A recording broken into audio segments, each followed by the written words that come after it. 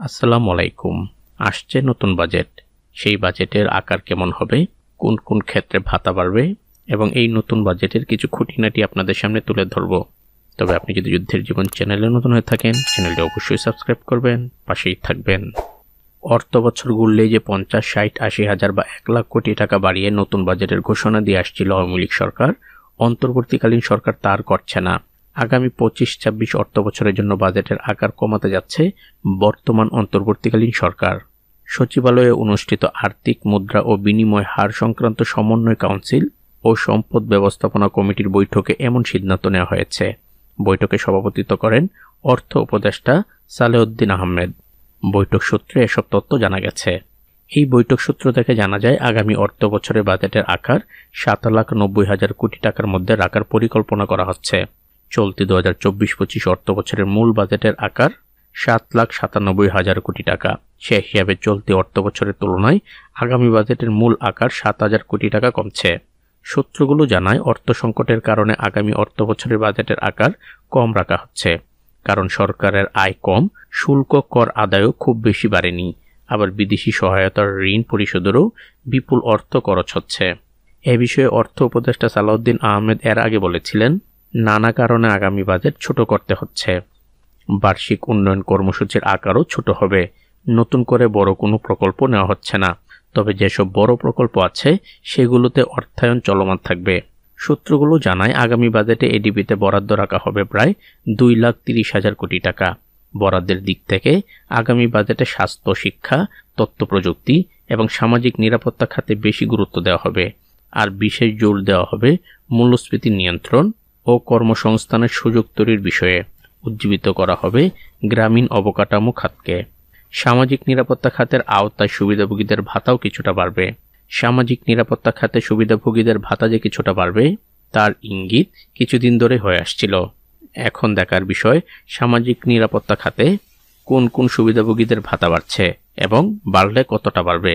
সামাজিক নিরাপত্তা খাতে যে সকল উল্লেখযোগ্য ভাতা প্রদান করা হয় তা হল বয়স্ক ভাতা, বিধবা ও স্বামী নিগৃহীতা ভাতা, প্রতিবন্ধী ভাতা, হিজড়া, বেদে ও অনগ্রসর জনগোষ্ঠীর জীবনমান উন্নয়নের জন্য ভাতা, মা ও শিশু সহায়তা কর্মসূচির ভাতা, বীর মুক্তিযোদ্ধাদের সম্মানী ভাতা, শহীদ মুক্তিযোদ্ধা ও যুদ্ধাহত বীর মুক্তিযোদ্ধাদের চিকিৎসা ও সম্মানী ভাতা, সরকারি কর্মচারীদের অবসর ও পারিবারিক অবসর ভাতা, প্রাথমিক শিক্ষা স্তরের ছাত্রছাত্রীদের উপবৃত্তি, মাধ্যমিক, উচ্চ মাধ্যমিক ও মাদ্রাসা শিক্ষা স্তরের উপবৃত্তি, স্নাতক ও স্নাতকোত্তর স্তরের শিক্ষার্থীদের জন্য উপবৃত্তি, কারিগরি শিক্ষা প্রতিষ্ঠানে শিক্ষার্থীদের জন্য উপবৃত্তি, প্রতিবন্ধী শিক্ষার্থীদের জন্য উপবৃত্তি, গৃহহীন মানুষের জন্য গৃহ নির্মাণ, নদী ভাঙ্গন কবলিত এলাকার জনসাধারণের জন্য পুনর্বাসন সহায়তা, কৃষি ভর্তুকি, কৃষি পুনর্বাসন, চা শ্রমিকদের জীবনমান উন্নয়নের জন্য ভাতা, ক্যান্সার, কিডনি ও লিভার সিরোসিস রোগীদের আর্থিক সহায়তার জন্য ভাতা, পথশিশু পুনর্বাসন ও শিশু বিকাশ কেন্দ্রের জন্য ভাতা।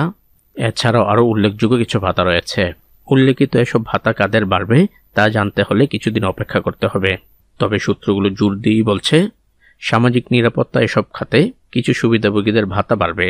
কত বাড়বে তা জানতে চাওয়া হলে সূত্রগুলো বলছে, এটা নতুন বাজেটের আকার অনুযায়ী করা হবে। তবে খুব যে একটা বাড়বে তা বলা যাচ্ছে না। জাতীয় সংসদ না থাকায় অর্থ উপদেষ্টা সালাউদ্দিন আহমেদ আগামী বাজেট উত্থাপন করবেন টেলিভিশনের পর্দায়। রাষ্ট্রপতির আদেশক্রমের মাধ্যমে এ বাজেট ঘোষণা করা হবে।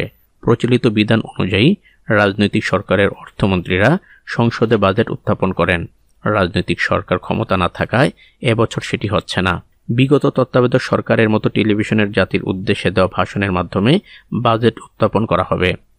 সর্বশেষ 2007-08 সালে টেলিভিশনে ভাষণের মাধ্যমে দুটি বাজেট ঘোষণা করেছিলেন সাবেক তত্ত্বাবধায়ক সরকারের অর্থ উপদেষ্টা এবি মির্জা মোহাম্মদ আজিজুল ইসলাম।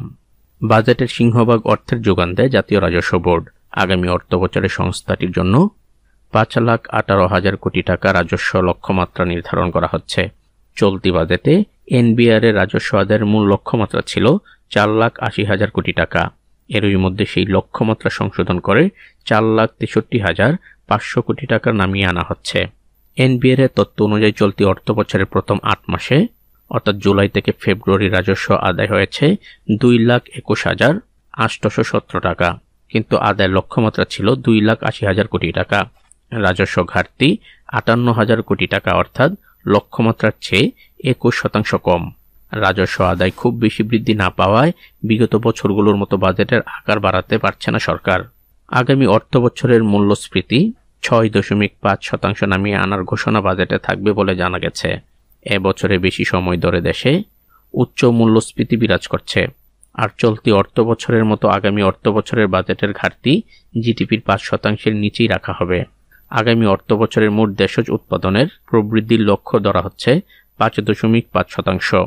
চলতি অর্থবছর জিডিপি বৃদ্ধির লক্ষ্যমাত্রা কিছুটা কমিয়ে ইতিমধ্যে ৫.২৫% করা হয়েছে। যদিও বিশ্বব্যাংক, IMF ও এশীয় উন্নয়ন ব্যাংক বলছে চলতি অর্থবছরে জিডিপির বৃদ্ধি ৫%-এর নিচে থাকবে। আগামী ২৫-২৬ অর্থবছরের নতুন এই বাজেটের আরও কিছু চমকপ্রদ তথ্য জানাবো আপনাদের। সেই পর্যন্ত সবাই ভালো থাকবেন, সুস্থ থাকবেন। আল্লাহ হাফেজ।